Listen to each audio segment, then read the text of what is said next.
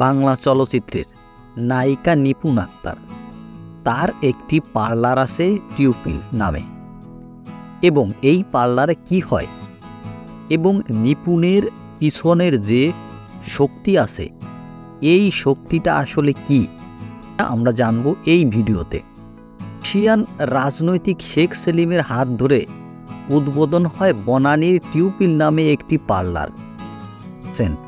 বর্ষিয়ান রাজনীতিবিদের হাত ধরে উদ্বোধন হয় এই পার্লার। যদিও নিপুণ আক্তারের সঙ্গে শেখ সেলিমের সঙ্গে ঘনিষ্ঠ সম্পর্ক আর রহস্য চলচ্চিত্র মানুষজন বেশ আগে থেকেই জানতেন, কিন্তু এখন প্রশ্ন উঠেছে তাদের মধ্যে কিসের এত সখ্য। এই প্রশ্নের উত্তর পেতে হলে ফিরে যেতে হবে এক যুগ পেছনে।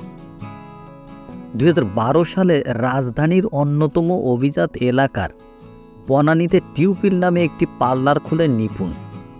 সশরীরে উপস্থিত হয়ে সেটির উদ্বোধন করেন শেখ সেলিম। অনেকটা সময় ব্যয়ও করেন সেখানে।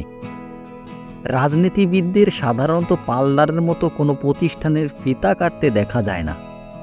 সেখানে শেখ সেলিমের মতো একজন প্রভাবশালী রাজনৈতিক কোন টানে নিপুণের পার্লার উদ্বোধনে গেলেন, এই প্রশ্ন ছিল তখন থেকেই। এরপরে ধীরে ধীরে শেখ সেলিম এবং নিপুণের যে সখ্যতার বিষয়টি মানুষের মুখোমুখি চলে আসে। আর টলিউডে কানা ঘষা চলচ্চিত্র নায়িকা নিপুণের পেছনে বড় শক্তি আসলে এইটিই হবে। কেননা জাহিদ হাসানের সঙ্গে এই চলচ্চিত্র শিল্পী সমিতির সাধারণ সম্পাদক নিয়ে যে একটা মামলা ছিল, সেখানে অনায়াসেই জয়ী হয়ে যায় এই চলচ্চিত্রের নায়িকা নিপুণ আক্তার। আসলেই কি এই শক্তি তার পেছনে কাজ করেছে নাকি? কমেন্ট বক্সে আপনাদের মতামতের আশা করছি।